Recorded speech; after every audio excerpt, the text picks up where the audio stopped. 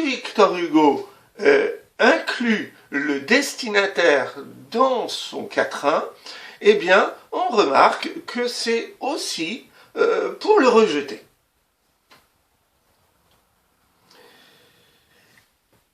Victor Hugo rejette son destinataire et en même temps compose de lui-même une figure tragique.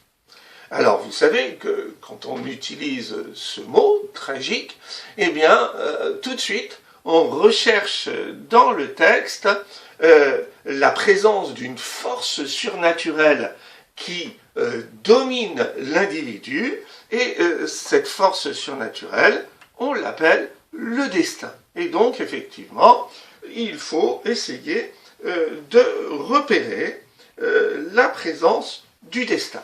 Alors, cette présence du destin, elle est là dès les premiers mots du poème, puisque, vous voyez, il y a une expression, il est temps que, et cette expression est une expression qui oppose la personne de Victor Hugo à une tournure qui est une tournure impersonnelle.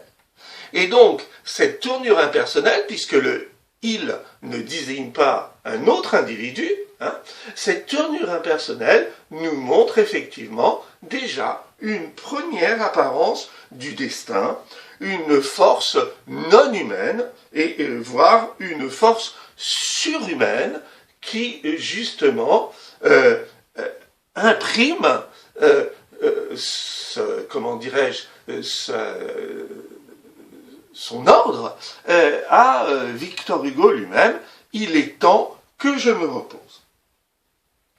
Et on remarque également que Victor Hugo devient plus explicite dans le deuxième vers, puisque dans le deuxième vers, on a un synonyme du mot destin, qui est le mot le sort, et donc de cette façon-là, évidemment, on voit la présence explicite du destin. Et d'ailleurs, la tournure grammaticale de ce deuxième vers, je suis terrassé par le sort, nous montre effectivement que Victor Hugo, bien qu'il soit le sujet de la phrase à travers le mot « je », n'est pas en fait maître de son destin, puisque la phrase est construite à travers ce qu'on appelle la voix passive. Or, dans la voix passive, eh bien, le sujet verbal n'est pas celui qui dirige l'action du verbe, mais c'est ce qu'on appelle le complément d'agent par le sort qui terrasse en réalité Victor Hugo. Donc, la construction passive, eh bien, renforce cette impression d'un destin qui domine l'individu Victor Hugo. Enfin, cette force du destin, d'une certaine façon, détruit même l'individu Victor Hugo, puisque si l'on a remarqué dans les trois premiers vers « je, me » et « me », la présence à la première personne de Victor Hugo, dans le quatrième vers, eh bien, Victor Hugo semble dépossédé de sa personnalité tant le destin est fort sur sa personne, puisqu'il devient une sorte de « on », une sorte d'anonyme. Et donc, on voit bien que de cette façon-là, eh bien, il est dépossédé de lui-même. L'autre caractéristique fréquente de la présence du destin, c'est d'associer ce destin à la mort. Alors, dans le texte, nous avons plusieurs images poétiques qui traduisent justement ce thème de la mort. D'abord, il y a cette expression « je me repose ». Ensuite, il y a cette expression « je suis terrassé ». Et enfin, il y a cette expression « dors ».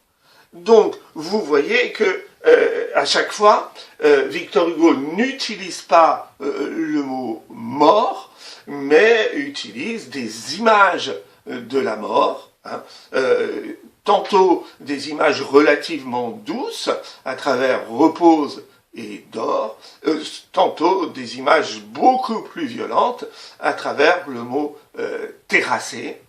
Et même si elle n'existe pas,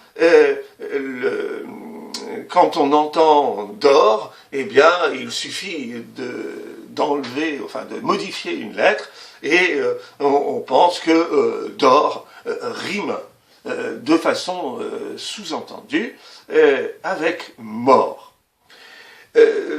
Non seulement les actions qui sont représentées rappellent l'idée de mort, mais le cadre spatial confirme cette idée de mort à travers le mot ténèbres, qui, là encore, est une allusion à la nuit éternelle que représente la mort.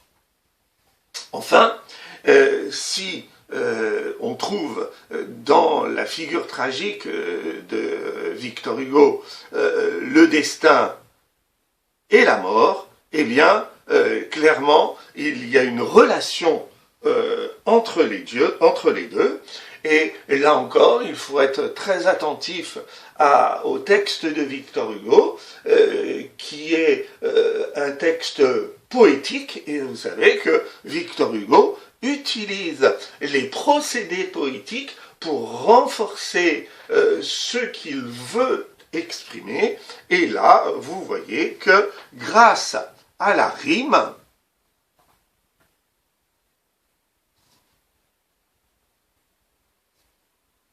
eh bien, Victor Hugo associe le destin tragique du mot sort avec le résultat de ce destin, la mort, par le mot dort. Donc sort rime avec dort. Évidemment, le poème se poursuit, et il se poursuit à travers un deuxième mouvement que j'ai dessiné jusqu'au vers 12, c'est-à-dire un deuxième mouvement qui contient les deux quatrains suivants.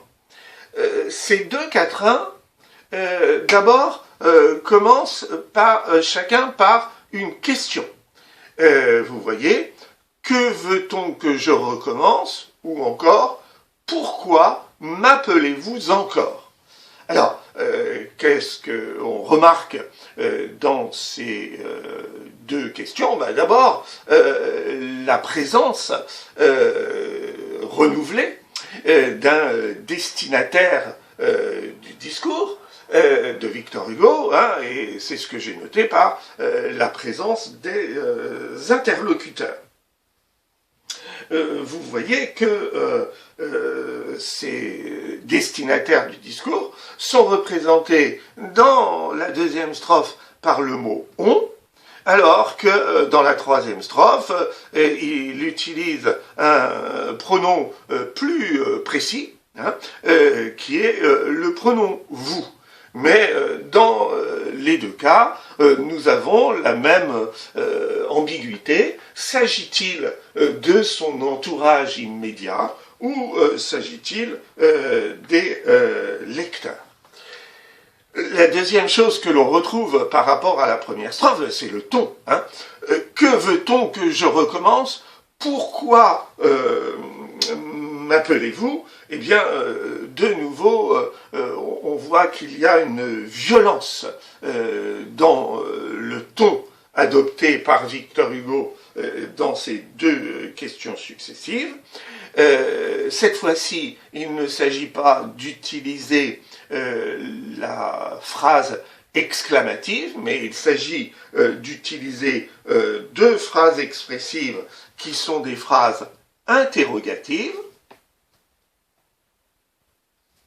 Et à travers ce ton violent, eh bien, on comprend que le poète est en quelque sorte indigné par les conseils que lui donne son entourage ou potentiellement ses lecteurs.